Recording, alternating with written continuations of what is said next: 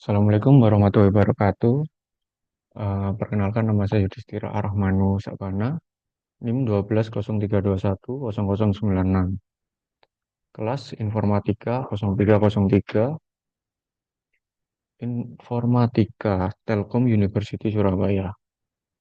Di sini saya akan menjelaskan tentang tugas atau ujian akhir semester saya yang dimintai untuk membuat esai individu yang mereview seluruh materi kuliah tamu, khususnya terkait profesionalisme bidang informatika dengan menerapkan prinsip belajar sepanjang hayat dan soft skill yang perlu terus dikembangkan oleh profesional informatika.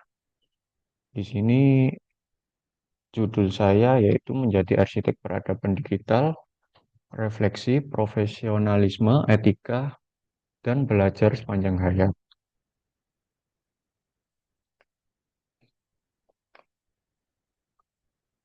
Inti profesionalisme di bidang informatika yaitu ada tiga: memiliki kemahiran teknis, integritas moral, dan tanggung jawab sosial. Maksud dari kemahiran teknis di sini yaitu penguasaan hard skill atau coding adalah fondasi utama seorang profesional IT. Ini melibatkan pemahaman mendalam tentang bahasa pemrograman, algoritma, struktur data, dan teknologi terbaru. Lalu integritas moral di sini lebih dari sekedar teknis integritas moral yang menjamin kepercayaan dan keandalan. Ini mencakup kejujuran, transparansi, dan kepatuhan terhadap kode etik profesi dalam setiap tindakan dan keputusan. Lalu tanggung jawab sosial di sini berarti profesionalisme juga berarti memahami dampak teknologi terhadap masyarakat. Tanggung jawab sosial menuntut kita untuk mengembangkan solusi yang bermanfaat, adil, dan tidak merugikan. Profesionalisme di bidang informatika bukan hanya soal penguasaan teknologi, tetapi juga perpaduan harmonis antara keterampilan teknis, integritas, moral, dan tanggung jawab terhadap masyarakat. Lalu etika IT di sektor kesehatan. Prinsip parent safety first. Dalam IT yang di bidang medis, setiap baris kode dan setiap sistem memiliki dampak langsung pada nyawa manusia. Akurasi data dalam sistem informasi manajemen rumah sakit, Laboratorium Informasi Sistem atau LIS, dan Picture Archiving dan Communication System, bisa disingkat PACS, adalah krusial. Salah satu kesalahan kecil dapat berakibat fatal. Di sini pentingnya menjaga kerahasiaan rekam medis.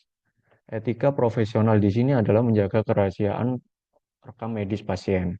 Data sensitif ini harus dilindungi dengan standar keamanan tertinggi, tidak hanya untuk kepatuhan hukum, tapi juga untuk membangun kepercayaan pasien dan menjaga martabat profesi.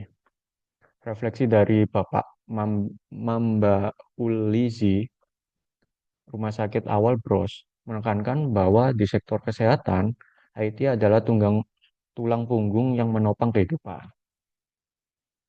Eh, Lalu di sini ada kepercayaan dan kepatuhan di sektor fintech. Fokusnya adalah di security first. Di industri vintage, keamanan bukanlah fitur tambahan, melainkan inti dari setiap produk dan layanan. Lalu, setiap transaksi digital memerlukan perlindungan maksimal dari ancaman cyber, dan membangun kepercayaan yang dimulai dari sistem yang anti-fragile. Lalu ada kepatuhan regulasi atau compliance. Maksudnya di sini yaitu profesional IT di vintage harus patuh terhadap standar global seperti PCI DSS atau bisa dijabarkan lagi menjadi Payment Card Industry Data Security Standard dan regulasi lokal yang ketat dari Bank Indonesia serta otoritas jasa keuangan. Ini memastikan ekosistem keuangan yang aman dan terpercaya. Menurut Fadil Elrizanda dari Doku menjelaskan bahwa di vintage, profesionalisme adalah tentang membangun kepercayaan melalui sistem yang aman dan selalu patuh terhadap regulasi yang berlaku. Kejujuran intelektual di data science. Objektivitas dalam analisis data. Di bidang data science, integritas data adalah segalanya. Seorang ilmuwan harus menjaga kejujuran intelektual dengan menyajikan fakta secara objektif tanpa manipulasi atau bias yang disengaja. Nah, menurut hasil analisis ini harus merefleksikan kebenaran data, bukan asumsi pribadi. Kisah data yang menginspirasi. Data storytelling adalah kemampuan untuk menerjemahkan angka dan pola kompleks menjadi narasi yang mudah dipahami. Ini esensial agar pengambilan keputusan dapat menggunakan wawasan dari data untuk membuat strategi yang tepat dan berbasis bukti. Menurut Danu Widiatmoko dari Kalbe Pharma, menyoroti pentingnya objektivitas dan kemampuan untuk mengkomunikasikan hasil analisis data secara efektif. Eh, Prinsip belajar sepanjang hayat atau lifelong learning. Di sini ada tiga prinsip, yaitu inovasi konstan. Di dunia IT, terus berkembang dengan inovasi yang tak ada hentinya. Pembelajaran yang berkelanjutan adalah kunci untuk tetap relevan dan kompetitif. Lalu ada konsep T-shape profesional, yaitu mengembangkan keahlian mendalam di suatu bidang dan pengetahuan luas di berbagai bidang terkait, memungkinkan adaptasi yang lebih baik. Lalu studi kasus di sini, yaitu saya menggunakan YOLO V8 dan MediaPipe.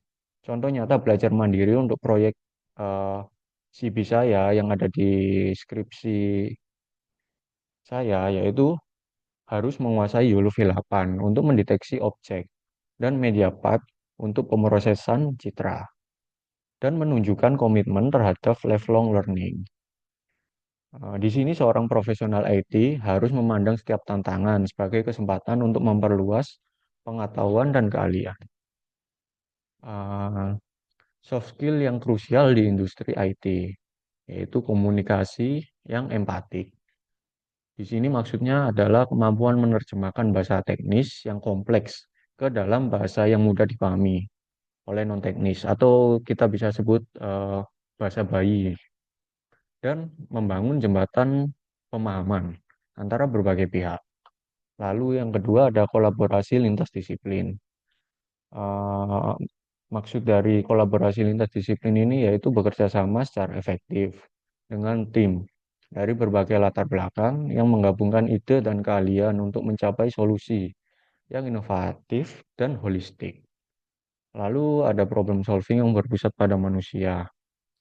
Maksudnya yaitu kita harus mengidentifikasi dan memecahkan masalah yang fokus utamanya pada kebutuhan dan pengalaman penggunanya, dan menciptakan solusi yang relevan dan bermanfaat. Selain keterampilan teknis, soft skill ini adalah pilar yang tidak kalah penting untuk sukses di industri IT yang dinamis. Ini adalah refleksi pribadi, pengalaman pribadi saya di saat magang di Polrestabes Surabaya. Di situ saya mendesain untuk integritas dan keamanan. Selama magang di sana, saya terlibat dalam proyek UI desain web yang berupa absensi polisi. Pengalaman ini membuka mata saya bahwa desain bukan hanya tentang estetika visual, melainkan juga tentang memastikan integritas data dan keamanan internal instansi yang terkait. Lalu pelajaran yang menurut saya yang tidak ternilai di situ yaitu setiap elemen desain harus mendukung fungsionalitas dan melindungi informasi yang sensitif. Tanggung jawab ini menuntut ketelitian dan pemahaman mendalam tentang dampak teknis dan etis dari setiap keputusan desain. Visi masa depan membangun Gresik dengan IT. Menurut saya, target karir di Gresik ini saya berkeinginan untuk berkarir dalam perusahaan besar di Gresik, seperti Petrokimia, PT Wilmar, atau PT Smelting, yang membawa keahlian IT saya untuk kemajuan daerah. Standar IT global dan etika lokal. Saya berkomitmen untuk membawa standar IT global dan praktik terbaik industri ke daerah, meskipun mengintegrasikannya dengan etika dan nilai-nilai lokal. Dengan pengetahuan dan etika yang kuat, saya siap berkontribusi pada transformasi digital di tanah kelahiran saya. Kesimpulan dari integritas saya yaitu saya berharap teknologinya berubah. Di sini dunia IT kan terus berevolusi dengan saya cepat. Algoritmanya juga baru dan bahasa pemrogramannya mungkin seperti datang dan pergi sering berjalannya waktu. Yang kedua di sini ada integritas konstanta. Nilai-nilai seperti etika, tanggung jawab, dan integritas tetap menjadi landasan yang tidak tergantikan bagi setiap profesional IT. Lalu di sini untuk bangsa, artinya untuk bangsa di sini saya berharap keprofesionalisme yang saya dapat atau saya terapkan besok itu ada dasar integritas yang menurut saya adalah kunci untuk membangun peradaban digital yang kuat dan bermanfaat bagi Indonesia. Saya siap menjadi profesional IT yang berintegritas demi bangsa. Sekian penjelasan dari saya, kurang lebihnya mohon maaf. Assalamualaikum warahmatullahi wabarakatuh.